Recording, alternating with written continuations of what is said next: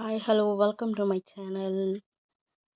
இன்றைக்கி நம்ம செய்ய போகிறது பலாக்கொட்டை வடை. அதுக்கு ஃபர்ஸ்ட் சோய்க்கீரை நல்லா க்ளீன் பண்ணிவிட்டு கழுவிட்டு பொடிசாக கட் பண்ணி போட்டுக்கணும். அடுத்து கொத்தமல்லியை எடுத்து நல்லா கழுவிட்டு க்ளீன் பண்ணிட்டு அதையும் பொடிசாக கட் பண்ணி போட்டுக்கணும்.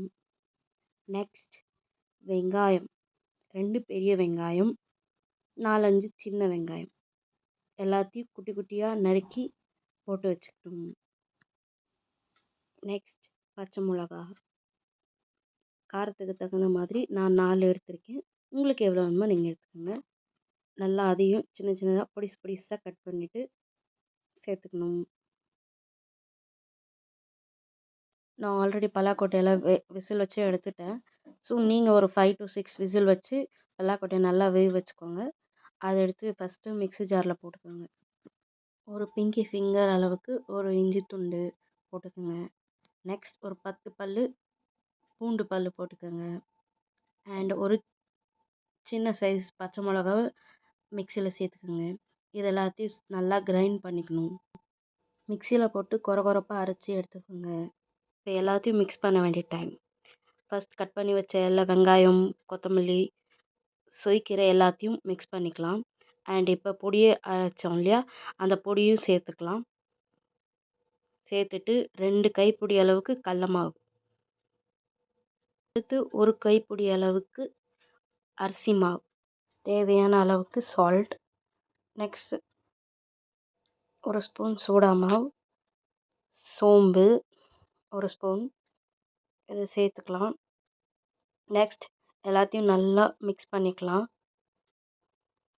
தண்ணி போடாமலே எல்லாத்தையும் நல்லா டைட்டாக மிக்ஸ் பண்ணிவிட்டு ஒரு 2 கை அளவுக்கு தண்ணி ஊற்றி நல்லா சப்பாத்தி மாவு பதத்துக்கு பிசைஞ்சிக்கலாம்.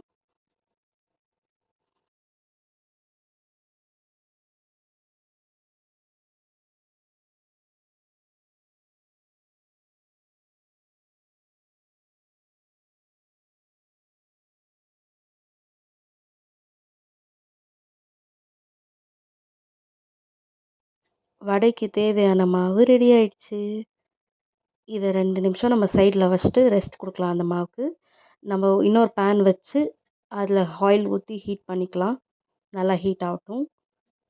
ஆயில் ஹீட் ஆச்சா இல்லையான்னு இந்த மாதிரி மேலே கை வச்சு பார்த்துக்கோங்க. பார்த்ததும் நம்ம வடை போட ரெடி ஆகிட்டோம்.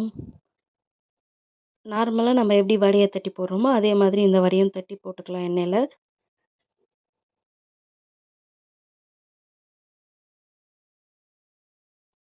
ஒவ்வொரு வடையும் கலர் சேஞ்ச் ஆகுது இல்லையா, இது ஒரே மாதிரி கோல்டிஷ் கலரில் வரும்போது எல்லாத்தையும் திருப்பி விட்டு அந்த பக்கமும் கோல்டிஷ் கலர் ஆனது பக்கம் எடுத்துடலாம். எங்கள் அம்மா எப்பயும் சொல்லிட்டு இருப்பாங்க, அந்தந்த சீசன் வரப்போ அந்தந்த ஃப்ரூட் தான் கிடைக்கும். இப்போ விட்டுட்டு இந்த சான்ஸை விட்டுட்டா நெக்ஸ்ட் இயருக்கு தான் கிடைக்கும்னு சொல்லுவாங்க. ஸோ அதனால் நம்ம இப்போவே எல்லாத்தையும் டேஸ்ட் பண்ணி பார்த்துக்கலாம். நெக்ஸ்ட் இயர் நம்மளுக்கு இது சான்ஸ் கிடைக்குமா இல்லைன்னு தெரியாது. இப்போ ஒரு வாட்டி ட்ரை பண்ணி பாருங்கள். நானும் ட்ரை பண்ணேன். வடை சூப்பராக இருந்தது. வடை ரெடி. எலி ரெடியா? என் தம்பி தான் எலி. அவன் தான் டேஸ்ட் பண்ண போகிறான். என்னோடய லேபில் 2வது டெஸ்ட்டும் பாஸ் ஆகிடுச்சு. நீங்களும் இதை ட்ரை பண்ணி பாருங்கள். அப்படியே என் சேனலை சப்ஸ்கிரைப் பண்ணுங்கள்.